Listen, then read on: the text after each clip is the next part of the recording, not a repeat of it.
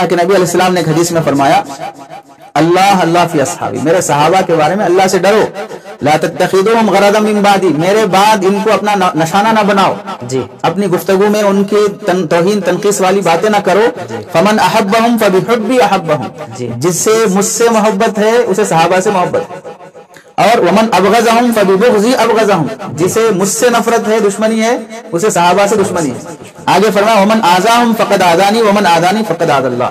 جس نے صحابہ کو تکلیف پہنچایا اس نے مجھے تکلیف پہنچایا، جس نے مجھے تکلیف پہنچایا اس نے اللہ کو تکلیف پہنچایا، اور سن لے جو اللہ کو تکلیف پہنچائے گا اللہ اس کی ضرور پکڑ کرے گا۔ Thanks for watching. Don't forget to like, comment, share and subscribe to. السلام علیکم ورحمۃ اللہ وبرکاتہ۔ معزز ناظرین، آج ہمارے لیے بڑی سعادت اور خوشی اور مسرت کا موقع ہے کہ آج ہمارے درمیان جو مہمان گرامی تشریف لائے ہیں، جن سے میرے مراد مفتی احمد اللہ نثار صاحب دامت برکاتہم ہیں۔ آپ شہر کی ایک بڑی مسجد گنج شہیدہ حیدرآباد کے خطیب ہیں، اور اسی کے ساتھ ساتھ دارالعلوم رشیدیہ کے ناظم، اور آپ کی نگرانی میں بہت سارے مکاتب الحمدللہ چلتے ہیں۔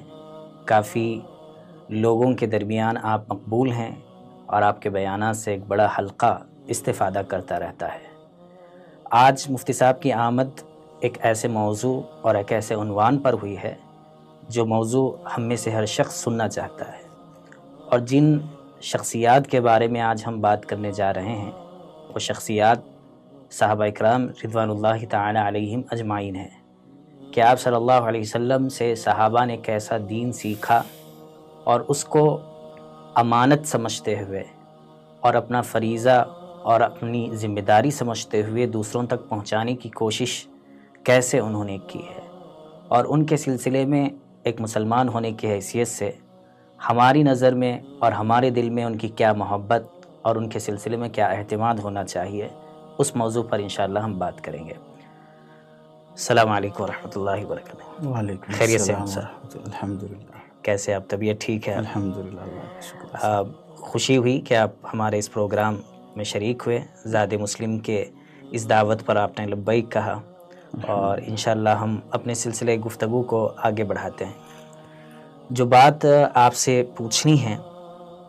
اور جو چیز ہم آج کل دیکھتے آ رہے ہیں، صحابہ اکرام رضوان اللہ تعالی علیہم اجمعین، اللہ تعالیٰ نے آپ صلی اللہ علیہ وسلم کے لیے جو صحابہ کا انتخاب کیا تھا، اور جیسے کہ ہمیں بات معلوم ہے کہ صحابہ اکرام رضوان اللہ تعالی علیہم اجمعین نے کافی محنت اور مشقت کر کے حضور صلی اللہ علیہ وسلم سے دین کو سیکھا اور دوسروں تک پہنچایا، اس لیے وہ پہلا گروہ اور وہ جو پہلا طبقہ ہے وہ ہم سب کے لیے قابل قدر اور قابل اعتماد ہے۔ آج کا جو جنریشن ہے یا آج کے جو لوگ ہیں، ان کے ذہنوں میں ایک بات یہ آتی ہے کہ بھئی قرآن اور حدیث ہے ہمارے سامنے، تو اب صحابہ اور صحابہ کی زندگیاں اور صحابہ کی سیرت سے ہمیں کیا لینا دینا، بولتے نہیں ہیں لیکن اندازہ ان کی گفتگو سے ایسا سمجھ میں آتے رہتا ہے۔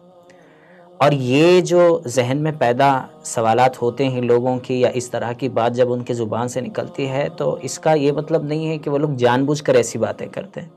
الحمدللہ عوام کے اندر کافی سیکھنے سکھانے کا جذبہ ہے ابھی بھی اس دور کے اندر بھی، لیکن یہ ناواقفیت کی وجہ سے، نامعلوم ہونے کی وجہ سے، قرآن اور حدیث کے اوپر گہری نظر نہ ہونے کی وجہ سے ایسے سوالات یا اس طرح کے بیانات یا اس طرح کی گیدرنگ کے اندر گفتگو ہوتے رہتی ہے۔ اس لیے ہم اس موضوع پر آج بات کریں گے۔ جو سب سے پہلا موضوع ہمارا یہ ہے کہ صحابہ اکرام کے ایمان کو، صحابہ اکرام کے اعمال کو، صحابہ اکرام کی زندگی کو قرآن نے کیسا پیش کیا ہے۔ اس میں سب سے پہلا پوائنٹ جو ہے کہ صحابہ کے ایمان کو کہیں پر قرآن کے اندر بطور نمونہ پیش کیا گیا ہے، اور کیا صحابہ کی زندگی ہمارے لیے آئیڈیل زندگی ہے؟ اس بارے میں یہ ہمیں آج کے موضوع کے اندر جو ہے اس کو وضاحت کے ساتھ پیش کرنا چاہیے، ایسا میرا خیال ہے۔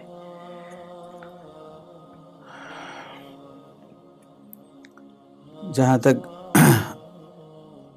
صحابہ اکرام کے ایمان سے تعلق اور نئی نسل کے صحابہ اکرام کے بارے میں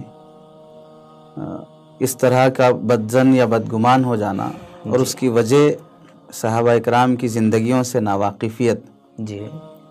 तो बुनियादी तौर पर यह है कि जिस तरह हम दुनिया की चीज़ें हासिल करने के लिए किसी बिल्कुल अथेंटिक और बहुत अहम इदारे का इंतखाब करते हैं कि हमारा बच्चा अगर किसी स्कूल में पढ़ता है तो छोटे बच्चे की मालूमात के लिए भी जी एक अच्छे से अच्छे इदारे का इंतखाब करते हैं बिल्कुल ताकि मेरा बच्चा बिल्कुल इल्म में पढ़ाई में कमज़ोर ना रहे जी या उसे हाई फाई और बड़े दर्जे की मालूमात हो, बहुत माहिर बने। जी।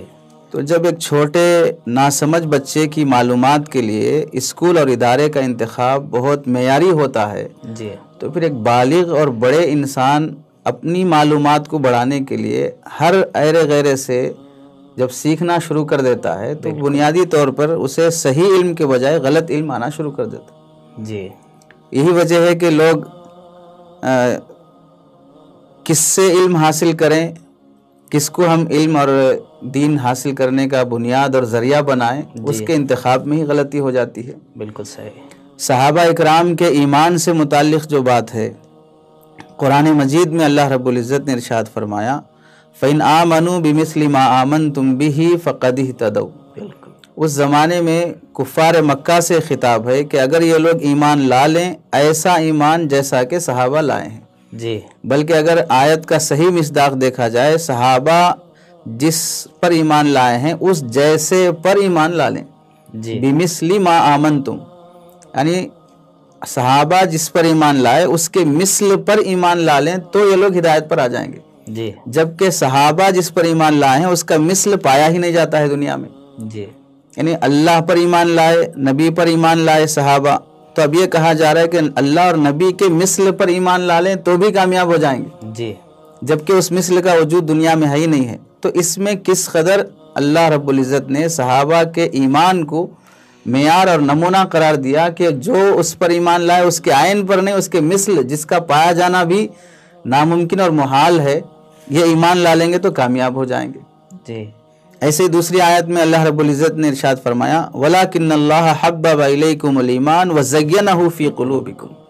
अल्लाह रब्बुल इज़्ज़त ने उनके सीनों में ईमान को रचा बसा दिया, उसे मुज़य्यन कर दिया और कुफ्र और फिस्क और फुजूर से अल्लाह रब्बुल इज़्ज़त ने सहाबा के दिलों में तबई नफ़रत पैदा कर दी। बिल्कुल सही। तो सहाबा के ईमान का मेयार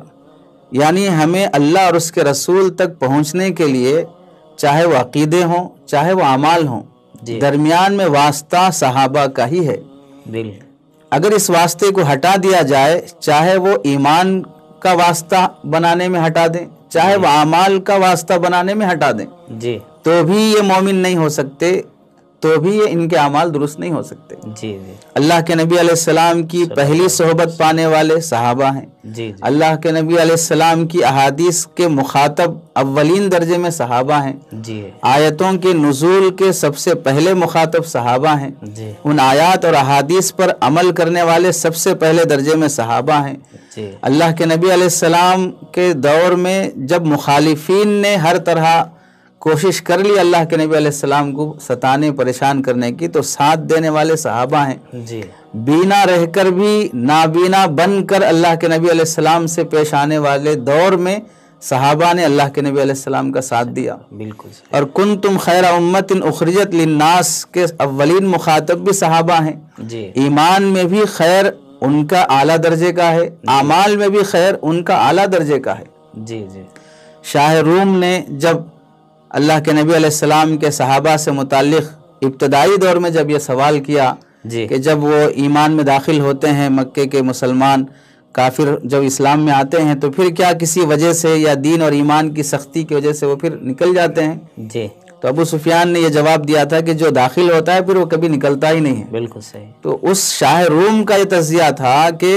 कदालिकल ईमान इदा खालतत बशाशतुहुल कुलूब, जी, कि जब ईमान उनके दिल में रच बस जाता है तो फिर कोई इससे निकलना नहीं चाहता है। जी। हज़रत अब्दुल्लाह इब्न उमर रज़ी अल्लाह तआला अन्हुमा से पूछा गया कि सहाबा क्या गुफ्तगू में आपस में हंसी मजाक भी करते थे?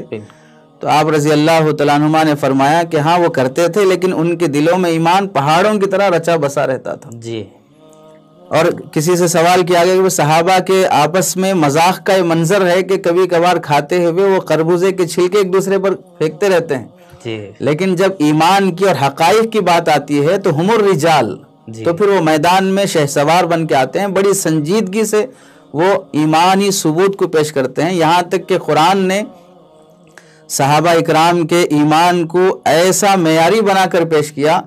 کہ تم کوئی قوم ایسی پا ہی نہیں سکتے جو اپنے قریب سے قریب رشتے کو بھی توڑ دیا ہے صرف ایمان کی بنیاد پر۔ جی جی کہیں باپ مسلمان ہوا تو بیٹے سے رشتہ توڑ رہا ہے، بیٹا مسلمان ہوا تو باپ سے اپنا رشتہ جدا کر رہا ہے، صرف اس وجہ سے کہ ایمان ان کے دل میں ایسا رچا ہوا ہے جہاں اللہ اور اس کے رسول کا حکم ہے ہم اسی کو فالو کریں گے، جہاں اس کا ممانعت ثابت ہو جاتی ہے تو وہاں پر رک جاتے ہیں۔ اس سے بڑا طبقہ جتنا اللہ کے نبی علیہ السلام کو صحابہ کا ملا ہے جی شاید کسی اور کو ایسا طبقہ ملا ہو۔ جی اس میں جہاں تک یہ بات آئی ہے اپنے قرآنی آیات اور اس کے بعد میں تاریخی واقعات سیرت سے اور پھر صحابہ کرام کے اقوال جو ہم سے ملتے ہیں، اس سے کافی وضاحت کے ساتھ یہ بات معلوم ہوئی کہ اس میں سب سے پہلی جو آیت ہے فَإِنْ آمَنُوا بِمِثْلِ مَا آمَنْتُمْ بِهِ فَقَدِ اهْتَدَوْا، کہ اگر راہ پانا ہے، راہیاب ہونا ہے، کامیاب ہونا ہے تو آپ کو ان جیسا ایمان لانا یا ان کے ایمان لائے ہوئے راستے پر چلنا ضروری ہے۔ واقعتاً آج کے زمانے کے اندر یہ چیز ہمارے ذہنوں سے بالکل معاف ہو چکی ہے، اور معاشرے کے اندر بھی یہ چیز دیکھتے ہیں ہم لوگ کہ جب کوئی نیا کام شروع ہوتا ہے، کوئی ایک آدمی لے کر اس کو ٹھہرتا ہے تو اس کے پہلے جو افراد ہوتے ہیں اس کے ساتھ کام کرنے والے، ان کو جو مشقتیں پیش آتی ہیں اور ان مشقتوں کے نتیجے میں وہ کام جب آگے بڑھتا ہے تو بعد والوں کو اندازہ نہیں ہوتا کہ بنیادی طور پر کتنی محنتیں ہوئی ہیں، کہ اس میں کبھی وقت جو ہے بہت زیادہ لگانا پڑا، قربانیاں زیادہ دینی پڑیں۔ اور صحابہ کرام کا طبقہ وہی ہے جنہوں نے شروع سے لے کر، جیسے آپ نے بتایا کہ جس وقت میں لوگ بینا تھے لیکن نابینا بن گئے تھے اور اس وقت میں مصائب آئے تو صحابہ نے اس کو آگے بڑھ کر جھیلا۔ اور سیرت کے اندر جب ہم پڑھتے ہیں تو یہ پوری چیزیں واضح طور پر مل کر آتی ہیں کہ انہوں نے ایمان کے لیے اور صحیح طرز پر زندگی گزارنے کے لیے اور ایک نیا جو منشور اللہ تعالیٰ کی طرف سے ملا ہوا تھا فطرت پر آنے کے لیے، انہوں نے اپنے گھر والوں سے رشتہ توڑنا پڑا۔ اور رشتہ توڑنا اس سے مراد یہ نہیں تھا کہ بھئی اب چھوڑ دیں، بلکہ قرآن پاک کی آیتوں وہ بھی بتاتی ہے کہ آپ ایمان میں داخل ہو گئے تو اب اس کا یہ مطلب نہیں ہے کہ آپ اپنے والدین کے ساتھ حسن سلوک نہ کریں، بلکہ آپ ان کے ساتھ حسن سلوک کریں اور ان کو اس کام کی طرف متوجہ کریں اور صحیح بات کیا ہے اس کی طرف متوجہ کرنے کی کوشش کریں۔ واقعتاً اگر ہم گہرائی سے قرآن اور حدیث کو پڑھتے ہیں یا کم از کم قرآن پاک کا ترجمہ اگر پڑھ لیتے ہیں کوئی جو مستند عالم دین کا، تو ہمیں سمجھ میں آتا ہے کہ صحابہ کی زندگی ہمارے لیے ایک آئیڈیل ہے اور ہمارے لیے ایک نمونہ ہے۔ انشاءاللہ سلسلہ گفتگو آگے بڑھاتے ہیں، پھر انشاءاللہ ہم اگلے ٹاپک کی طرف انشاءاللہ ہم جائیں گے۔ یہ سلسلہ گفتگو ہم آگے بڑھاتے ہیں۔ صحابہ کے ایمان کے سلسلے میں ہم نے اب تک بات کی کہ صحابہ کا ایمان، چونکہ ہمارے لیے ایمان سب سے اہم درجہ ہے سب سے پہلے، اور ان کے ایمان کا کیا معیار تھا، کیا انداز تھا، وہ ہماری پچھلی گفتگو میں آیا۔ اب ایمان کے بعد میں جو سب سے اہم چیز ہے وہ عمل ہے، اس لیے کہ عمل کے بغیر جو ہے آدمی کی زندگی کے اندر رونق نہیں آ سکتی، اور وہ جو چیزیں سیکھی ہے اس کو پریکٹیکل لائف میں لانا ضروری ہو جاتا ہے۔ ایسے ہی عمل جو صحابہ کرام کی زندگی کے اندر ہوتا تھا یا ان کے جو اعمال تھے نبی کریم صلی اللہ علیہ وسلم سے سیکھتے اور پھر وہ جا کر اس کو اپنی زندگی کے اندر پریکٹیکل لائف میں لاتے، اور نہ خود سیکھتے بلکہ اپنے گھر والوں کو جا کر سکھاتے، بچوں کو جا کر سکھاتے۔ اس لیے احادیث کے اندر جب بھی ہم پڑھتے ہیں واقعات تو بعض وہ لوگ جس انداز میں بتاتے ہیں کہ یہ عمل ہم نے حضور صلی اللہ علیہ وسلم سے سیکھا، ہم نے ایسا کیا۔ جیسے ایک صحابی کے بارے میں آتا ہے کہ وہ ایک سفر پر جا رہے ہیں، راستے سے کانٹے دار ٹہنی کو دیکھا تو ہٹایا، اور اس کے بعد میں ساتھ والوں نے پوچھا کہ آپ نے ایسا عمل کیوں کیا؟ تو انہوں نے جواب میں جو دینا تھا، ایک جواب یہ تھا کہ بھئی میں نے راستے سے کانٹے دار چیز تھی ہٹا دی، لیکن انہوں نے ترغیب اور اس دین کو پہنچانے کے لیے، اس عمل کو بتانے کے لیے کہا کہ میں حضور صلی اللہ علیہ وسلم کے ساتھ جا رہا تھا اور میں نے ایسا حضور صلی اللہ علیہ وسلم کو کرتے ہوئے دیکھا، تو اس لیے میں نے ایسا کیا۔ اور پھر وہ حدیث سنائی کہ آپ صلی اللہ علیہ وسلم نے یہ بات ارشاد فرمائی کہ بندہ جب کوئی کام کرتا ہے، راستے سے تکلیف دہ چیز کو ہٹاتا ہے، تو اللہ تعالیٰ اس کے اس عمل سے خوش ہو جاتے ہیں۔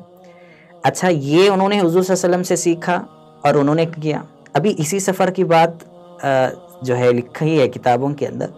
کہ جب وہ آگے جانے لگے تو جنہوں نے ان سے بات سنی تھی انہوں نے دیکھا کہ راستے میں ایک تکلیف دہ چیز ہے، انہوں نے اس کو ہٹایا۔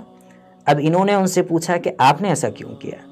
تو اس کے جواب میں انہوں نے کہا کہ میں نے آپ کو ایسا کرتے ہوئے دیکھا اور آپ نے حضور صلی اللہ علیہ وسلم کو کرتے ہوئے دیکھا۔ تو اعمال کا جو شوق، جو جذبہ، جو رغبت صحابہ کرام کے اندر تھی وہ بڑی غیر معمولی تھی۔ اس لیے قرآن کے اندر صحابہ کے اعمال سے متعلق، صحابہ کے اعمال کا درجہ کیا تھا، اس کی منظر کشی جو کی گئی ہے، اس کے بارے میں کچھ وضاحت ہم جو ہے اس وقت پر سننا پسند کریں گے۔ ایمان کے بعد صحابہ کی عملی زندگی کو بھی قرآن نے جی بڑے واضح طریقے سے بیان کیا۔ جی اعمال میں سب سے پہلی چیز تو نماز ہے جی اور دین کا بنیادی رکن ہے۔ جی تو نماز سے متعلق اللہ رب العزت نے صحابہ کے بارے میں فرمایا، تراہم رکعا سجدا یبتغون فضلا من اللہ ورضوانا، جی بالکل، سیماہم فی وجوہہم من اثر السجود، آپ انہیں دیکھیں گے رکوع کی حالت میں، قیام کی حالت میں، جی ان کی پیشانیاں خود گواہی دیتی ہیں کہ وہ رات بھر سجدے میں گزارے ہیں۔ صحیح ہے۔ اور پھر ایک جگہ قرآن مجید میں کہا گیا کہ ان ربک یعلم انک تقوم ادنی من ثلثی اللیل ونصفہ وثلثہ وطائفۃ من الذین معک، آپ کا رب اچھی طرح جانتا ہے کہ کبھی آپ آدھی رات تک، کبھی ثلث رات تک، تہائی رات تک ایک ایسی جماعت آپ کے ساتھ نماز میں مشغول رہتی ہے۔ بالکل، اللہ نے عام فرض نمازوں کا بھی ذکر کیا، تہجد کی نماز کا بھی ذکر کیا کہ صحابہ اللہ کے نبی کے ساتھ تہجد کی نماز میں بھی شریک ہوتے تھے۔ جی جی اللہ رب العزت نے صحابہ کی تجارت کا بھی ذکر کیا، رجال اللہ تلہیہم تجارت ولا بیع عن ذکر اللہ، ایسے صحابہ ہیں، ایسے لوگ ہیں کہ ان کی تجارت انہیں نہ اللہ کے ذکر سے روکتی ہے، جی ان کی تجارت نہ نماز سے روکتی ہے۔ جی اللہ رب العزت نے صحابہ کے ذکر کا بھی ذکر کیا، الذین آمنوا وتطمئن قلوبہم بذکر اللہ، تو یہاں الذین کے سب سے پہلے مخاطب صحابہ ہیں جی جی جن کے دل بڑے مطمئن ہیں اللہ کے ذکر سے۔ جی اللہ حضرت ابن عمر رضی اللہ تعالیٰ عنہما نے صحابہ کے انتظار صلاۃ کا ذکر کیا جی کہ آدھی رات تک اللہ کے نبی علیہ السلام کے ساتھ نماز پڑھنے کے انتظار میں بیٹھے ہوئے ہیں۔ جی حضرت علی رضی اللہ تعالیٰ عنہ سے روایت ہے کہ صحابہ کی جو عملی کیفیت تھی جی کہ اگر تم ان کی پیشانی کو دیکھو گے سجدوں سے ایسی خشک ہو چکی ہوگی جیسے کوئی ٹہنی خشک ہو جاتی ہے۔ جی جب انہیں دیکھو گے قیامت کے تذکرے کو سنتے ہوئے تو ایسے لرزتے ہوں گے گویا کہ وہ انگارے پر کھڑے ہوئے ہیں۔ جی جب وہ قیامت کا اور حشر کا منظر سنیں گے تو ان کی آنکھوں سے آنسوں بہتے ہوئے تھمتے نہیں ہیں۔ جی تو اللہ رب العزت نے قرآن مجید میں صحابہ کے مختلف اعمال کا ذکر کیا ہے۔ جی تو یہ عملی زندگی ہمارے لیے جس طرح ایمان آئیڈیل اور نمونہ ہے، عملی زندگی بھی ہمارے لیے نمونہ ہے۔ جی اور ظاہر سی بات ہے اللہ کے نبی علیہ السلام نے اپنی زندگی میں جو اعمال کیے جی اسے کرتا ہوا دیکھنے والا سب سے پہلا طبقہ صحابہ کا ہے۔ کرام کا ہے۔ تو اسی واسطے صحابہ کے بارے میں جب وہ نماز سکھاتے ہیں بعد والوں کو تو پڑھنے کے بعد یہ بولتے ہیں میں نے اللہ کے نبی کو ایسے ہی پڑھتے دیکھا ہے۔ جی جی جب وہ وضو سکھاتے ہیں، جیسے حضرت عثمان رضی اللہ تعالیٰ عنہ کی روایت ہے، جی وضو کر کے بتایا اور کہا کہ میں نے اللہ کے نبی کو ایسے ہی وضو کرتے دیکھا ہے۔ دیکھا ایک حدیث بیان کی، اس کے بعد مسکرایا اور پھر کہا کہ میں نے نبی کو دیکھا کہ حدیث بیان کرنے کے بعد آپ نے مسکرایا ہے۔ جی تو جیسے اللہ کے نبی علیہ السلام کو دیکھا جی ویسے کر کے بھی دکھایا، جی اور جن الفاظ کو اللہ کے نبی علیہ السلام کی زبان مبارک سے سنا جی بیائی ہی وہی الفاظ صحابہ نے نقل کیے ہیں۔ جی تو صحابہ کی ایمانی زندگی بھی نمونہ ہے، صحابہ کی عملی زندگی بھی نمونہ ہے، جی اور صحابہ کا ایمانی تذکرہ بھی قرآن میں ہے، صحابہ کا عملی تذکرہ بھی قرآن میں ہے۔ جی جی اسی لیے محدثین نے جہاں پر حدیث کے ابواب بیان کیے ہیں تو اس میں مناقب جو صحابہ کے ہیں کہ تاکہ ہر آدمی اور ہر انسان جب بھی وہ قرآن و حدیث کو سامنے رکھے تو اس نے ایمان میں سب سے پہلے آئیڈیل صحابہ کو بنانا ہے حضور صلی اللہ علیہ وسلم کی زندگی کے بعد میں، اور اسی طریقے سے صحابہ کرام کی زندگی کو اعمال کے اعتبار سے بھی آئیڈیل بنانا ہے۔ تو گویا ہماری اس گفتگو کے اندر دو چیزیں سامنے آئیں، ایک کہ ایمان کے سلسلے میں آئیڈیل صحابہ ہیں، دوسرا ہے کہ اعمال کے اعتبار سے بھی آئیڈیل صحابہ ہی ہیں. اس لیے ایک مومن کو اور ایک مسلمان کو، جیسے آپ نے شروع میں ایک بات کی تھی کہ بھئی بچے کو پہلے اسکول میں ڈالا جاتا ہے، تو واقعتاً یہ معاشرے کے اندر ہوتا ہے کہ بہت باریکی سے، بہت گہرائی سے کہ بھئی ہمیں کس اسکول میں ڈالنا ہے، کون سا اسکول بیسٹ ہے، ہمارے بچے کی تعلیم کہاں پر اچھی ہو سکتی ہے. اور ایسے چیز کے اندر اگر دیکھا جائے تو ایمان سیکھنے کے اعتبار سے کہیں اور زیادہ جانے کی ضرورت نہیں ہے. جو حضرات صحابہ کے ایمان کو، جو حضرات صحابہ کے اعمال کو بتاتے ہیں، جو علماء ہیں، جو اس کے ایکسپرٹس ہیں، ان سے جا کر معلوم کرنا چاہیے کہ صحابہ کی یہ بات ہمیں معلوم ہوئی ہے، ہم اس پر عمل کیسا کریں. صحابہ کے سلسلے میں ایمان کے بارے میں بات معلوم ہوئی ہے، ہم اس پر عمل کیسا کریں. تو ماشاءاللہ کافی اچھی وضاحت آپ نے اس موقع پر کی ہے قرآن و حدیث کی روشنی میں. آگے جو ہماری گفتگو ہے وہ بڑی اہم ہے، اس لیے کہ ایک انسان ایمان لا لے، اعمال کر لے، لیکن اعمال کا دار و مدار جو موقوف ہے وہ نیت پر ہے، اور نیت کی درستگی بہت زیادہ اعمال کے اندر ضروری ہے. اس لیے امام بخاری رحمۃ اللہ علیہ نے جو باب بدیع الوحی شروع کیا ہے، اس میں جو پہلی حدیث آپ نے ذکر کی ہے وہ انما الاعمال بالنیات ہے. تو نیت جیسی ہوگی اس کا اجر ملے گا اللہ تعالیٰ کے پاس میں. نیت اگر صحیح نہیں ہوگی تو اس کا عمل بظاہر کتنا ہی اچھا کیوں نہ دکھے، لیکن ہے کہ اس کا اجر وہ اللہ کے پاس نہیں پا سکے گا. تو گویا یہ خلاصہ اگر ہم دیکھیں تو وہ چیز ہے تقویٰ، کہ تقویٰ زندگی کے اندر اعمال کے اعتبار سے کیسا تھا. اور تقوی کے بارے میں جو صحابہ کرام کے بارے میں بات آتی ہے، جیسے حضرت عمر رضی اللہ تعالیٰ عنہ نے کسی صحابی سے پوچھا کہ آپ بتائیے کہ تقوی کس چیز کا نام ہے، تو انہوں نے پھر مثال دے کر بتائی. یہاں پر بھی مثال استعمال کی کہ آپ جب کانٹے دار درختوں کے درمیان سے کسی منڈیر پر سے جا رہے ہوں تو اور آپ کے کپڑے پھیلے ہوئے تو آپ کیسے وہاں سے گزریں گے. تو انہوں نے جواب میں بتایا کہ میں سکڑ جاؤں گا، یعنی آدمی جتنا سکڑ سکتا ہے، اور اس کے ساتھ میں اپنے کپڑوں کو قریب کر لوں گا تاکہ کوئی میرا کپڑا جو ہے کانٹے سے لگ نہ جائے اور اس میں کچھ جو ہے خراش نہ آ جائے. تو اس پر انہوں نے جو جواب دیا کہ ہاں یہ اسی انداز میں زندگی گزارنا قرآن و حدیث کی تعلیمات کی روشنی میں، اس کا نام تقویٰ ہے. تو صحابہ کے ایمان کے بارے میں ہمارے درمیان گفتگو ہوئی، صحابہ کے اعمال کے بارے میں گفتگو ہوئی، اور ایک مسلمان کے نزدیک اور ایک مومن کے نزدیک قرآن و حدیث سے زیادہ کوئی اہم چیز نہیں ہے، وہ اس کا سب سے بڑا سرمایہ زندگی ہے. تو ایمان کے بارے میں قرآن سے ثابت ہوا کہ صحابہ کا ایمان ہی آئیڈیل ہے، اور پھر صحابہ کے اعمال کے بارے میں قرآن نے کہا کہ صحابہ کے اعمال ہی آپ کے لیے آئیڈیل ہے. تقوی کے بارے میں بھی ہم آج گفتگو کرنا چاہتے ہیں کہ تقوی کے بارے میں قرآن نے کیا کہا ہے، اس بارے میں کیا وضاحت ملتی ہے. قرآن مجید میں صحابہ کے تقوی سے متعلق، تقوی کہتے اس چیز کو ہیں کہ بھئی آدمی اپنی عملی زندگی میں اس بات کے استحضار کے ساتھ گزارے کہ مجھے اللہ دیکھ رہا ہے. جی، ہر قدم کو پھونک کے رکھنا، بقول حضرت حسن رضی اللہ تعالیٰ عنہما کے، جی، ہر قدم اٹھانے سے پہلے سوچ لو کہ یہ جنت کی طرف جا رہا ہے یا جہنم کی طرف جا رہا ہے. جی، اور ہر بول سے پہلے سوچ لو کہ یہ تمہارا بول تمہارے حق میں جنت کا فیصلہ کرے گا، جہنم کا فیصلہ کرے گا. جی، جی، اس کا حساب تمہیں یا تو دنیا کی عدالت میں دینا ہوگا یا آخرت کی عدالت میں دینا ہوگا. بالکل. تو قرآن مجید میں صحابہ کے تقوی سے متعلق اللہ رب العزت فرماتے ہیں اولئک الذین امتحن اللہ قلوبہم للتقوی لہم مغفرۃ واجر عظیم. اللہ رب العزت نے انہیں آزمایا اور ان کا امتحان ہی تھا تقوی سے متعلق. یہ بڑی اہم گفتگو ہے کہ یہاں پر اللہ نے لفظ بھی استعمال کیا، امتحان اللہ. امتحان اللہ. جی،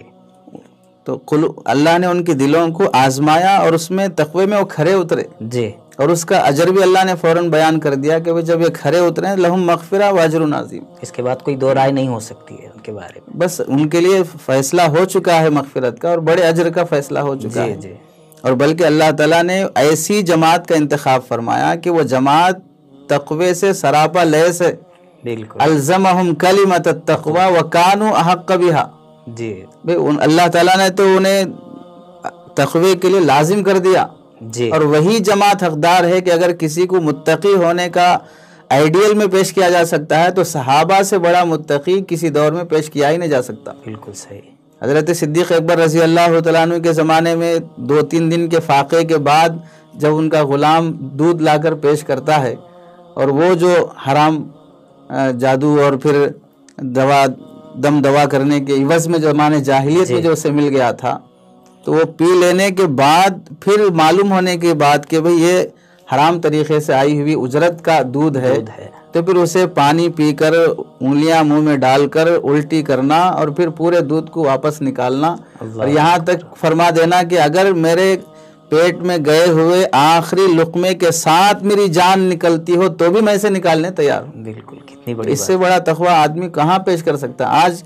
یعنی حرام سے بچنے کو لوگ یہ سمجھ جاتے ہیں کہ بہت مشکل ہے، سود کے بغیر نہیں چل سکتے، جھوٹ کے بغیر نہیں چل سکتے، دھوکے کے بغیر نہیں چل سکتے، یہاں فاقوں کے بعد آنے والے لقموں کو پھر نکال دیا جا رہا ہے۔ جی، تو تقوی والی زندگی معیار کے لحاظ سے اگر دیکھا جائے، جیسے حضرت علی میاں ندوی رحمۃ اللہ علیہ نے فرمایا، اللہ نے پیغمبروں کے علاوہ اگر کسی پیغمبر کو کوئی بہترین جماعت منتخب فرما کر دی ہے، اسے ایک مثال میں اگر ہم ایک درخت کی شکل دے دی جائے جس کا ہر پتا، ہر ٹہنی، ہر پھول اور گویا اس کی ہر خوشبو ایک مثالی بن سکتی ہے، تو وہ صرف اور صرف صحابہ کی جماعت ہے،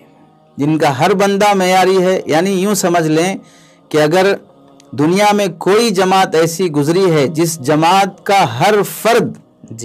مستقل بذات نمونہ ہے اپنے ایمان، عمل، تقوی میں، تو صرف اور صرف وہ صحابہ کی جماعت ہے۔ بالکل صحیح۔ اس میں آج ہمارے درمیان میں یا ہمارے معاشرے کے اندر سے صحابہ کی زندگیوں سے سبق لینا، صحابہ کی زندگیوں کے اعتبار سے ان کو جانچنا، اس کا معیار ہی ختم ہو چکا ہے۔ اولاً تو ہمیں یہ نہیں معلوم کہ صحابہ اکرام کون ہیں، صحابی کہتے کس کو ہیں، صحابہ نے ایمان کے لیے کیا مشقتیں اٹھائی ہیں۔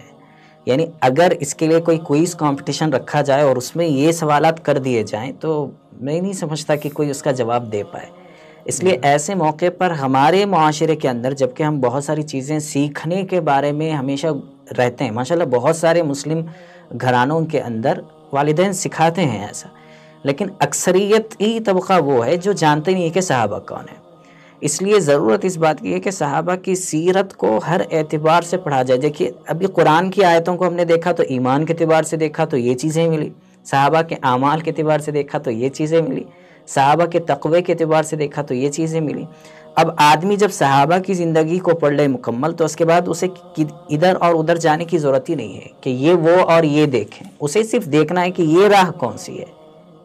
یہ چیز انشاءاللہ لانا چاہیے معاشرے کے اندر، اور ہر فرد کو اپنی زندگی کے اندر اس کو قابل تقلید پہلو ہیں، اس کو اپنانا چاہیے۔ سلسلہ گفتگو کو آگے بڑھاتے ہوئے اگلی جو ہمارا جو اگلا مرحلہ ہے یا اگلی ٹاپک ہے، بڑی نازک ٹاپک ہے۔ ہر زمانے میں یہ چیز دیکھی گئی ہے اور دیکھی جا رہی ہے اور دیکھی جائے گی آئندہ، کہ جب بھی اچھے لوگ ہوتے ہیں تو اس موقع پر کچھ نہ کچھ ان کے نقص بیان کرنے والے، ان کے نقائص بیان کرنے والے، ان کی زندگی سے وہ چیزیں جو کوئی معنی مطلب ہے کہ ایسی نہیں تھی یا اس کی طرف کچھ غلط چیزیں منسوب کر کے پیش کر کے لوگوں کو ان کے سلسلے میں غلط فہمی کا شکار کرا دیتے ہیں، اور اس کی وجہ سے جو لوگ وہ چیزیں دیکھتے ہیں یا سنتے ہیں تو اب ان کو شک ہو جاتا ہے کہ یہ تو ایسے نہیں تھے۔ انبیاء علیہ السلام کے بعد میں جو انسان ہیں، جتنے انسان ہیں وہ سب انسان ہے۔ انسان ہونا اور اس سے کسی چیز کا صدور ہونا وہ بعید نہیں ہے، یعنی وہ انسانی زندگی کا ایک خاص حصہ ہے، خاصہ ہے۔ لیکن لوگ جو اس طرح مسلیڈ کرتے ہیں لوگوں کو کہ یہ ایسے تھے، یہ ایسے تھے، صحابہ کرام کے بارے میں بہت زیادہ چلتا ہے کہ یہ کون سے معیاری تھے، یا یہ نعوذ باللہ من ذالک کہ ان کو آئیڈیل کیسے بنایا جا سکتا ہے، ان کے اندر تو اس کی ہوس تھی اور یہ لوگ تو ان چیزوں کے پیچھے پڑے ہوئے تھے، ان کو ملوکیت کا زیادہ اثر تھا، یہ اپنے نہج پر قائم نہیں تھے۔ اس طرح کی مختلف چیزیں لوگوں کے زبانوں پر آتی جا رہی ہیں۔ اس سلسلے میں جو لوگ ان جیسی باتوں کو اٹھاتے ہیں وہ تو اپنی جگہ ہے، لیکن امت کا ایک بڑا طبقہ قرآن و حدیث، سیرت، فقہ وغیرہ اور قرآن کے جتنے ریسورسز ہیں اس کے اوپر گہری نظر رکھنے والا جو طبقہ ہے ان کا اس بارے میں کیا موقف ہے، جس کو ہم اہل سنت والجماعت کہتے ہیں، کہ جو سنت پر اور صحابہ کی جماعت پر چلتی ہے۔ اس کی ایک مثال ہم ایسے بھی سمجھ سکتے ہیں کہ جب بھی کوئی نئی چیز معاشرے کے اندر آتی ہے تو اس میں کہنے والے بہت سارے لوگ بہت ساری چیزیں کہتے ہیں، لیکن اس وقت میں نگاہ ایک سنجیدہ قسم کے شخص کی ان لوگوں پر ہوتی ہے کہ اس کا ایکسپرٹ کیا کہتا ہے۔ جیسے کووڈ کا مرحلہ ابھی گزرا ہمارے درمیان میں، تو اس وقت میں مختلف لوگوں نے الگ الگ باتیں کی، لیکن سنجیدہ پڑھا لکھا طبقہ یہ جاننے کی کوشش میں تھا کہ بھئی یہ میڈیکل فیلڈ سے ریلیٹڈ مسئلہ ہے، اس لیے ہمیں اس کے ایکسپرٹس سے جانا ہے کہ یہ کیا کہتے ہیں۔ تو اسی طریقے سے صحابہ کی زندگیوں کو لے کر جو اس کے ایکسپرٹ، جو اس کے علماء، جو فقہاء ہیں، جو محدثین ہیں، جو مفسرین ہیں، اور ان کے قرآن و حدیث کی روشنی میں جو انہوں نے باتیں امت تک پہنچائی ہیں بالکل اتھینٹک،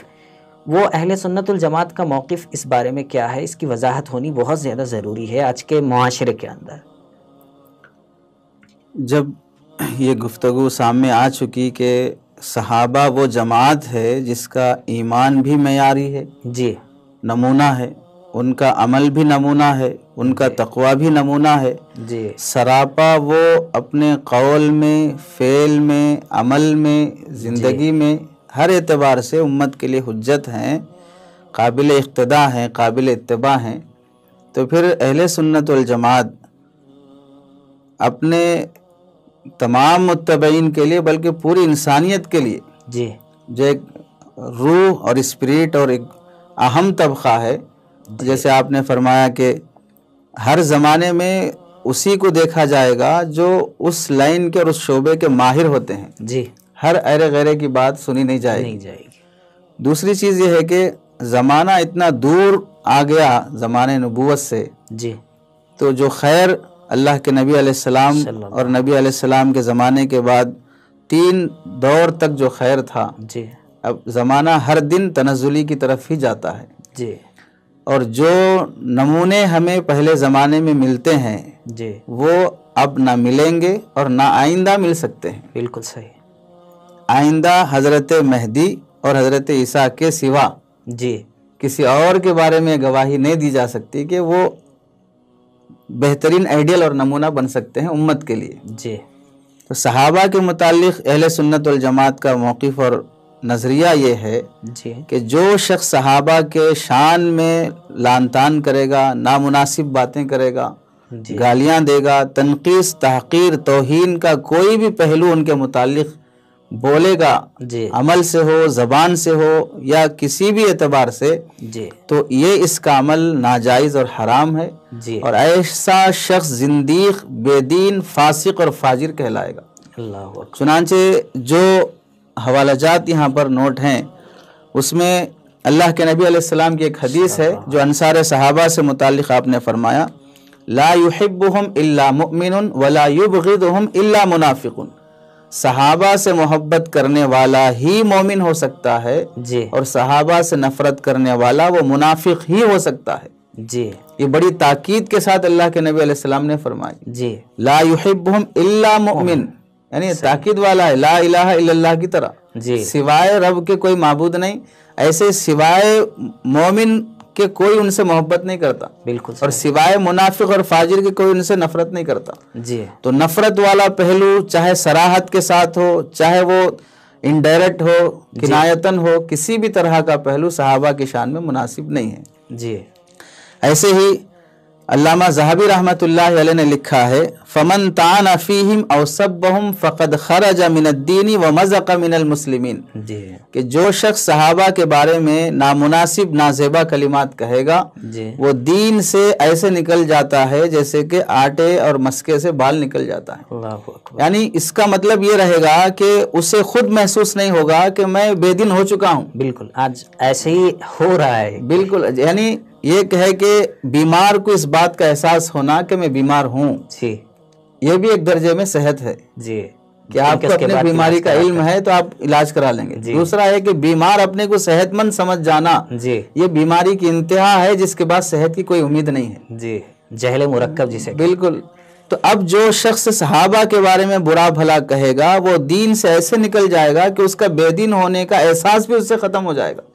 अल्लाह हिफाजत फरमाए। और ऐसे ही अल्लामा ज़हाबी रहमतुल्लाह अलैह ने अपनी किताब अल कबाइर में लिखा है कि जी बड़े बड़े गुनाह, जिसे गुनाह कबीरा जो बगैर तौबा के माफ़ नहीं होते हैं, उनमें से एक गुनाह है सब्बु अहदिम मिनस सहाबती, सहाबा में से किसी भी एक सहाबी को जी बुरा भला कहना, नामुनासिब अल्फाज उनकी तरफ इस्तेमाल करना, ये बड़े बड़े गुनाह कबीरा में से है। जी और ऐसे एक हदीस में अल्लाह के नबी अलैहिस्सलाम जिस तबक़े की सफाई और जिस तबक़े का आइडियल और नमूना और बेहतरीन होना अपनी ज़बान मुबारक से बयान फरमा दिया, जी उसके बाद फिर किसी की मजाल नहीं होनी चाहिए कि उनकी तरफ तनकीस वाली ज़बान इस्तेमाल करे। जी आप अलैहिस्सलाम ने क्या फरमाया, इन्नल्लाह अख्तारनी, अल्लाह ने मेरा इंतखाब किया, बिल्कुल, वख्तार अली अस्हाबन, और मेरे लिए एक बेहतरीन जमात का इंतखाब किया। बहुत बढ़िया जैसे अल्लाह के नबी अलैहिस्सलाम मुस्तफ़ा हैं, चुनिंदा हैं, जी ऐसे ही अल्लाह के नबी अलैहिस्सलाम की जमात भी चुनिंदा है। वाक़अतन। और कैसे अल्लाह के नबी अलैहिस्सलाम ने अपने सहाबा से ताल्लुक़ का इजहार फरमाया, फ़जअल अली मिनहुम उज़रा, अल्लाह ने मेरे लिए मेरे सहाबा में से किसी को वज़ीर के हैसियत से दिया है। जी और किसी भी बादशाहत की तरक्की और कामयाबी के लिए वज़रा का बहुत दखल रहता है। बिल्कुल सही। और अल्लाह के नबी अलैहिस्सलाम की 23 साला ज़िंदगी और ऐसी इनकलाबी ज़िंदगी, जी उसमें सहाबा की फ़िक्र, सहाबा का अमल, उनकी कुर्बानियाँ जी और उनका ज़िंदगी भर अल्लाह के नबी के हवाले कर देना, इसका बहुत बड़ा दखल है। सही। उसकी तर्जुमानी आप अलैहिस्सलाम ने फरमाई, वजअल अली मिनहुम वज़रा, अल्लाह ने उनमें से मेरे लिए मुशीर बनाए, मेरे लिए वज़ीर और राइट हैंड बनाए। जी और फिर आपने फरमाया वंसारन, मेरे लिए मददगार बनाए। जी हज़रत खदीजा रज़ी अल्लाह तआला अन्हा, सिद्दीक़ अकबर रज़ी अल्लाह तआला अन्हु, इब्तदाई दौर के वो सहाबा जो ईमान लाने के बाद मेहनतें, मुजाहदे, मशक्क़तें बर्दाश्त की, जिसे सुनकर रोंगटे खड़े हो जाएंगे। जी तो ऐसे मददगार जमात अल्लाह के नबी अलैहिस्सलाम के लिए मुंतखब करके दी गई। आपने फरमाया वासहारन, और मेरे लिए अल्लाह ताला ने उनमें से ससुराली रिश्ते वाले बनाए, जी जो अज़वाज मुतहरात हैं, अहले बैत हैं जी और सहाबा इकराम हैं, जिनसे अल्लाह के नबी अलैहिस्सलाम का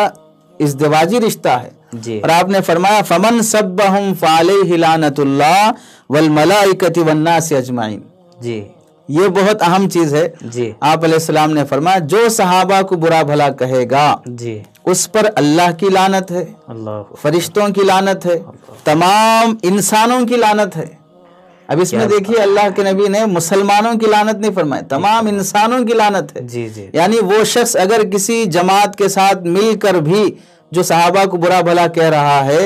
वो ये समझ रहा हो कि मेरे साथ फला जमात है, फला ग्रुप है, दर हकीकत वो ग्रुप भी उस पर लानतान कर रहा होगा, जी जी वो भी उससे बेजार होगा। जी और आपने फरमाया ला यक़बलुल्लाहु माहु यौमल क़ियामति सर्फ़न वला अदला, और क़ियामत के दिन ऐसे शख्स की कोई नेकी कबूल नहीं की जाएगी। सबसे बड़ी डरने की बात है, सबसे बड़ी महरूमी है ये। जिंदगी भर अमल करके आदमी खाली हाथ फ़कीर पहुंचेगा वहां पर। जी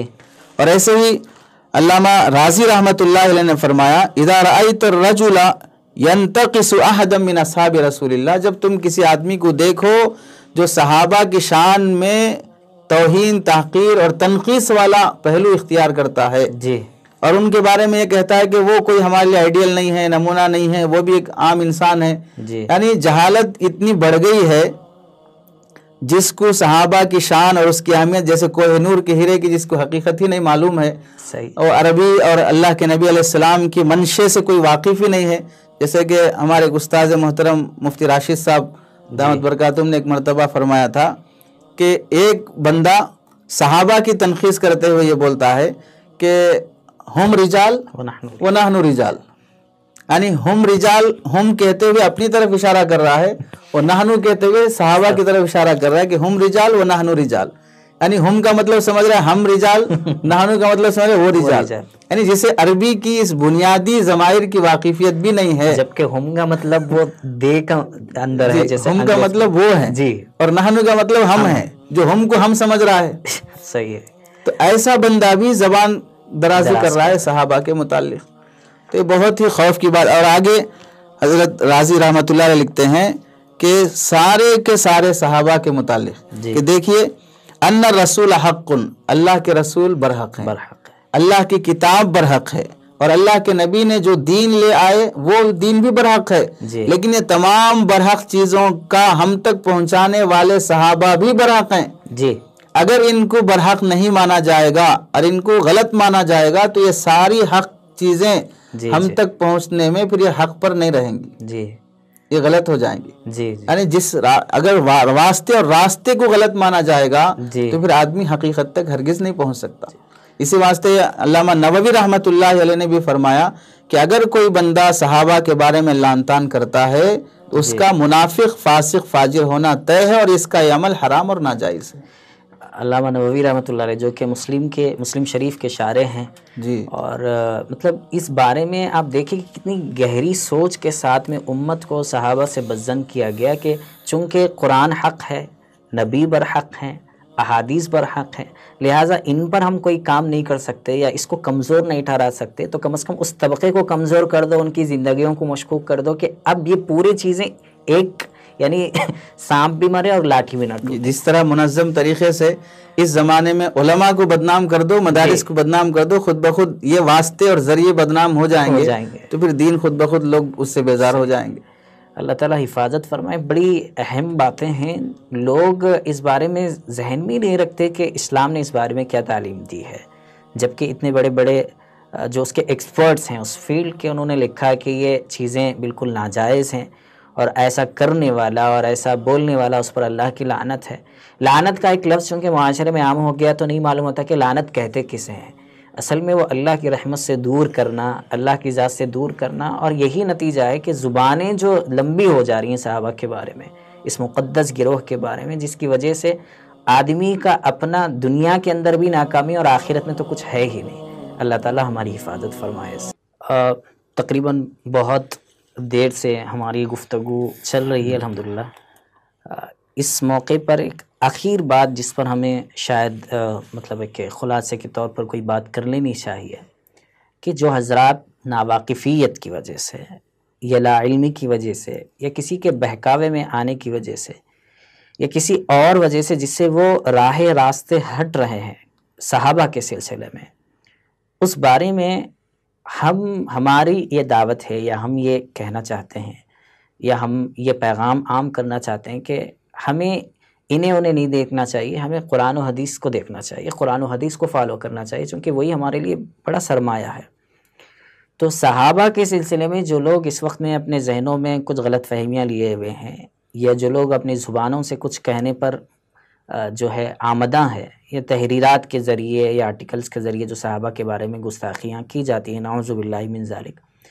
قرآن اور حدیث ایسے لوگوں کو کیسے ڈراتا ہے یا ان کو کیسے متنبع کرتا ہے, متوجہ کرتا ہے کہ آپ کو اس چیز سے بچنا چاہیے, اس پر بھی ہماری گفتگو اور اس کی وضاحت ہمارے درمیان میں ہونی چاہیے.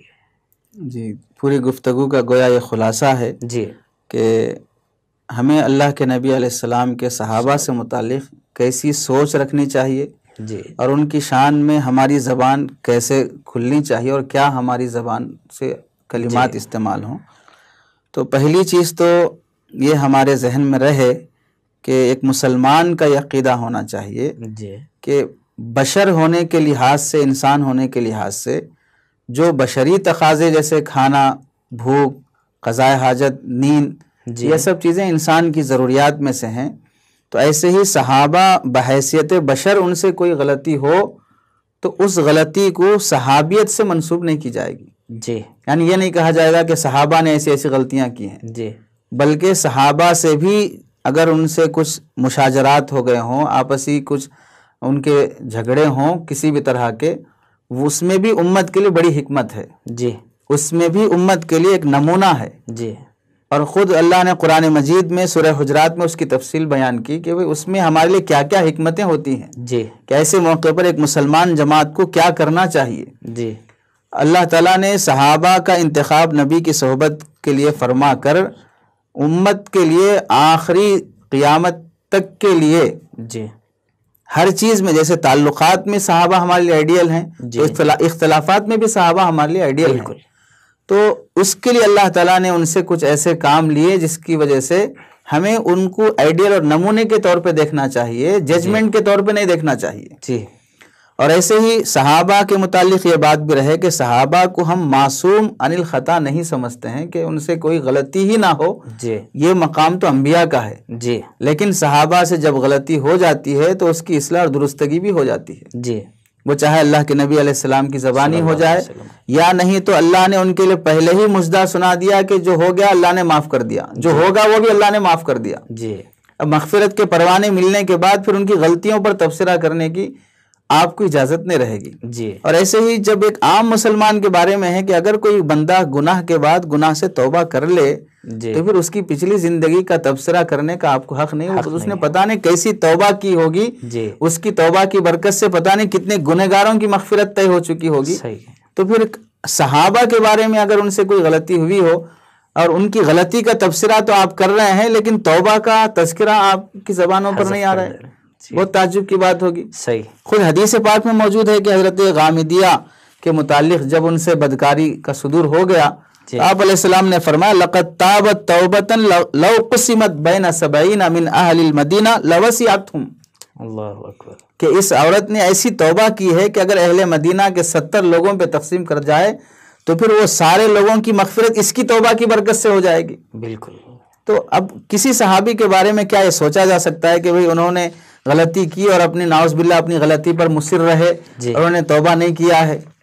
تو اس لیے صحابہ کے بارے میں ان کے مشاجرات کا یا ان کے آپسی تعلقات یا اختلافات کا تذکرہ ہم ججمنٹ کے طور پر نہیں دیکھیں گے، بحیثیت بشر ان سے اللہ نے وہ کام لیا تاکہ اس میں ہمارے لیے کچھ آئیڈیا اور نمونہ ملے۔ صحیح، اور آگے اللہ کے نبی علیہ السلام نے ایک حدیث ارشاد فرمائی اذا رأیتم الذین یسبون اصحابی، جب تم کسی آدمی کو دیکھو یا کسی گروپ کو دیکھو جو صحابہ کے شان میں تنقیص کر رہی ہو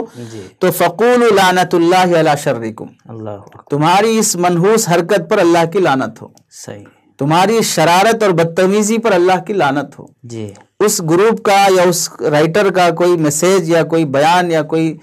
بھی آرٹیکل ہو اس کی تائید نہیں کی جائے گی، بس بلکہ اگر وہ واٹس ایپ پہ آئے تو فوراً یہی کہا جائے گا لعنت اللہ علی شر ھذہ الجماعہ، جی اس گروپ پر اور اس میسیج پر اللہ کی لعنت ہو۔ صحیح، نہ اس کو آگے بڑھایا جائے گا نہ اس کی تصدیق کی جائے گی، جی بلکہ اللہ کے نبی علیہ السلام نے ایک حدیث میں فرمایا اللہ اللہ فی اصحابی، میرے صحابہ کے بارے میں اللہ سے ڈرو، لا تتخذوہم غرضا من بعدی، میرے بعد ان کو اپنا نشانہ نہ بناؤ، جی اپنی گفتگو میں ان کی توہین تنقیص والی باتیں نہ کرو۔ جی فمن احبہم فبحبی احبہم، جی جس سے مجھ سے محبت ہے اسے صحابہ سے محبت ہے، اور ومن ابغضہم فببغضی ابغضہم، جسے مجھ سے نفرت ہے دشمنی ہے اسے صحابہ سے دشمنی ہے۔ آگے فرمایا ومن آذاہم فقد آذانی ومن آذانی فقد آذ اللہ،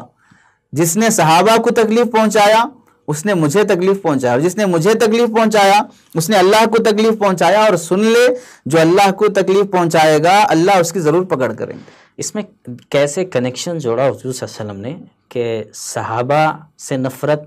یعنی مجھ سے نفرت ہے، صحابہ سے محبت مجھ سے محبت ہے، اور پھر اس کے بعد دوسرا سٹیج بتایا کہ جو مجھ سے محبت کرتا ہے وہ اللہ سے محبت کرتا ہے، جو مجھ سے نفرت کرتا ہے اللہ تعالیٰ اس سے نفرت کرتے ہیں، اور پھر اس کے بعد جو اللہ کے ڈائریکٹ آ جائے گا مقابلے میں تو ایسی صورت میں اب اسے سوچ لینا چاہیے کہ میرا مقام کیا ہے، یعنی اس بار الہ اور قادر مطلق اور جبار اور قہار کے سامنے ہمیں حاضر ہونا ہے۔ تو انجانے میں یا جان بوجھ کر اس طرح کی کوتاہی کرنے والے جو حضرات ہیں انہیں ڈرنا چاہیے اس مقام پر کہ اتنی بڑی وعید آئی ہے، اب کہاں جائیں گے؟ اب تو کہتے ہیں کہ مر جائیں گے، مر کر بھی چین نہ آئے تو کدھر جائیں گے۔ تو یہ حال یہاں پر ہو سکتا ہے اگر ہم نے غفلت والی زندگی گزاری اور نامعلوم ہونے کی وجہ سے اس طرح کی حرکت کی۔ اور اللہ کی جب پکڑ آتی ہے تو آدمی خود سوچ لے کہ بھئی وہ ادارت ان تعریف مقامک فانظر این اقامک، جی جب تم اپنا مقام جاننا چاہتے ہو کہ اللہ کے نزدیک تمہاری کیا حیثیت ہے تو تمہیں کہاں کھڑا کیا ہے وہ دیکھ لے۔ جی بالکل، تو اللہ تعالیٰ پکڑتے ہیں اور احساس بھی نہیں ہوتا، جیسے کہ کہا جاتا ہے کہ بھئی وہ دیر سے برستی ہے لاٹھی اس کی لیکن اس کی لاٹھی میں آواز نہیں ہوتی، اور جب برستی ہے تو پھر اٹھا نہیں جاتا ہے۔ صحیح، بالکل، تو ذلت کی زندگی میں اللہ مبتلا کر دیتے ہیں۔ جی جی، اور صحابہ کی صحبت جسے مل گئی ہے، صحبت کے بعد جو مقام انہیں نصیب ہو گیا ہے، ایسے پاکیزہ گروہ کے بارے میں کچھ بھی زبان درازی کرنا آدمی کا اپنا ایمان خطرے میں ڈال لینا ہے۔ آگے حضرت ابن عباس رضی اللہ تعالیٰ فرماتے ہیں لا تسبوا اصحاب محمد صلی اللہ علیہ وسلم، اللہ کے نبی کے صحابہ کو برا بھلا نہ کہو، فلا مقام احدہم مع النبی صلی اللہ علیہ وسلم خیر من عمل احدکم 40 سنۃ، وہ ایک دن ایک رات یا تھوڑی دیر بھی نبی پاک صلی اللہ علیہ وسلم کے ساتھ کھڑے رہے کسی بھی میدان میں، اور تم 40 سال تک بھی کوئی بھی نیک عمل میں مصروف رہے، ان کی تھوڑی دیر اور لمحہ بھر کی نبی کی صحبت کے برابر تمہارے 40 سال کا کوئی عمل برابر نہیں ہو سکتا۔ اور آگے حضرت سعید بن زید رضی اللہ تعالیٰ فرماتے ہیں واللہ لمشہد رجل منہم مع النبی صلی اللہ علیہ وسلم، اللہ کے نبی علیہ السلام کے ساتھ جو صحابی جہاد میں شریک رہے، یغبر فی وجہہ، جس میں ان صحابی کا چہرہ غبار آلود ہوا، نبی کے ساتھ انہوں نے محنت مجاہدہ کیا، خیر من عمل احدکم ولو عمر عمر نوح، اگرچہ کہ اسے حضرت نوح علیہ السلام کی عمر کے برابر بھی عمر دے دی جائے، 950 سال تو حضرت نوح علیہ السلام کی محنت کا عرصہ ہے، عمر کتنی ہے وہ الگ بات ہے، اتنی عمر بھی مل جائے اور پھر وہ پوری زندگی کار خیر میں گزارے، پھر بھی صحابہ کی یہ جو زندگی نبی کے ساتھ وہ کسی جہاد میں رہے اور کسی محنت دین کی تبلیغ میں رہے، وہ صحبت جو انہوں نے پائی ہے اس کے برابر نہیں ہو سکتے۔ تو اس طرح صاف اللہ کے نبی علیہ السلام کے احادیث اور صحابہ کے آثار کے بعد ہمیں یہ پیغام ملتا ہے کہ ہم صحابہ کے متعلق اپنا ذہن بالکل صاف رکھیں، اور ہمارے لیے فخر کی بات یہی ہے کہ ہم صحابہ کے متبع ہیں۔ ہمارے لیے یہ بات فخر کی نہیں ہے کہ ہم ان پر ججمنٹ کرنے کے قابل بن گئے، یہ ہمارے لیے خطرے کی بات ہے۔ اور اس میں جیسے یہ کہا جائے کہ بھئی جس باپ سے میں جنم لے لیا وہی میرا باپ ہے، میرا باپ کوئی بڑا پرائم منسٹر بن جائے، یہ میرے لیے اب فخر کی بات نہیں ہوگی، میرے لیے فخر یہی ہے کہ میری جو ماں ہے وہ میری ہے۔ اور یہ چھوٹا بچہ بھی تعلیم دے دیتا ہے کہ کالی کلوٹی غریب اور بدبودار ماں بھی اپنے بچے کو سینے سے لگا لے تو وہ اپنی ماں کی ممتا کو سمجھ جاتا ہے، اگرچہ کہ بڑی مس ورلڈ ہی بڑی خوبصورت دلہن اس کو اپنے گود میں لینا چاہے پھر بھی اس سے تسلی نہیں پاتا، چونکہ وہ سمجھتا ہے کہ میری ماں ہونے میں میرے لیے فخر ہے، میری ماں خوبصورت ہونے میں میرے فخر نہیں ہے۔ تو ایسے ہمارے لیے فخر یہ ہے کہ ہم صحابہ کے ماننے والے پیروکار، ان کے ادب احترام کرنے والے ہوں، ہمارے لیے فخر یہ نہیں ہے کہ ہم ان پر ججمنٹ کرنے والے ہوں۔ صحیح۔ اگر یہ چیز پیدا ہو گئی تو گویا کہ ہم جیسے وہ بچہ کسی خوبصورت ماں کی وجہ سے یا خوبصورت باپ کی وجہ سے اپنا نسب بدلنا چاہتا ہے تو اسے حلالی نہیں کہا جائے گا، ایسے ہی صحابہ پر لان تان کرنے کو شان سمجھا جائے تو اسے مومن نہیں کہا جائے گا۔ تو اس میں پیغام یہی رہے گا کہ صحابہ کا ادب احترام، ان کی تعظیم و توقیر کرنا یہ ایک مومن کے لیے ایمانی شان کہلائے گی۔ اس کے علاوہ جو بھی پہلو رہے گا اس پر اللہ اور اس کے رسول اور فرشتوں کی لعنت رہے گی اور اس کے لیے ذلت کی زندگی رہے گی۔ صحیح بات ہے، بالکل اہم اور کامن سینس یہ ہے کہ جن لوگوں سے قرآن ملا، جن لوگوں سے حدیث ملی، جن لوگوں سے حضور صلی اللہ علیہ وسلم کی زندگی کے احوال ملے، ایک ایک بات کو انہوں نے نوٹ کیا زندگی کے کہ کیسا بیٹھتے تھے، کیسا بات کرتے تھے، کون کہاں بیٹھا کرتے تھے، باہر جا رہے ہیں تو آپ صلی اللہ علیہ وسلم کیسے جاتے تھے، کپڑے پہن رہے ہیں تو کیسے پہنتے تھے۔ محدثین نے جو احادیث کو نقل کیا ہے کتابوں کے اندر اور اس کے بعد میں جو بات لکھی ہے کہ شاید ہی کوئی ایسی شخصیت ہو جس کی زندگی کا ہر لمحہ ہر موڑ لکھا گیا ہے۔ ہمارے اندر ہمارے ذہن میں بات آتی ہے کہ حضور صلی اللہ علیہ وسلم کی پوری زندگی ہمارے پاس محفوظ ہے، لیکن پہلے تو یہ دیکھنا چاہیے کہ وہ زندگی محفوظ کن لوگوں کی وجہ سے ہوئی ہے، کیسے ان لوگوں نے اپنے آپ کو جٹایا ہے، محنت کی ہے۔ حضرت ابو ہریرہ رضی اللہ تعالیٰ عنہ کے بارے میں جو بات آتی ہے کہ پڑے رہتے تھے در پہ اور بھوک لگتی تھی، کبھی کبھی شروع کے ایام میں تو فاقہ کشی تھی، بے ہوش ہو جایا کرتے تھے تو ساتھ میں کے لوگ یہ سمجھتے تھے کہ مرگ کی بیماری ہے، اور پھر کبھی کبھی پوچھنے کے در پہ بھی آ جاتے تھے تو کبھی ملتا نہیں تھا، پھر حضور صلی اللہ علیہ وسلم پہچانتے تھے۔ تو علم کے لیے، عمل کے لیے، تقوی کے لیے، ایمان کے لیے، دنیا اور آخرت کے لیے اگر کوئی آئیڈیل شخصیات ہو سکتی ہیں حضور صلی اللہ علیہ وسلم کے بعد میں تو وہ صحابہ کی جماعت ہے۔ اس لیے ہمارے لیے عافیت، ہمارے لیے سلامتی، ہمارے لیے اللہ کی رضا، ہمارے لیے حضور صلی اللہ علیہ وسلم کی رضا اور خوشنودی اسی میں ہے کہ ہم اس مقدس جماعت کو فالو کریں زندگی کے ہر شعبے اور ہر لائن میں۔ بڑی اہم گفتگو آج ہمارے درمیان میں رہی. اللہ تعالیٰ سے دعا ہے کہ ہمیں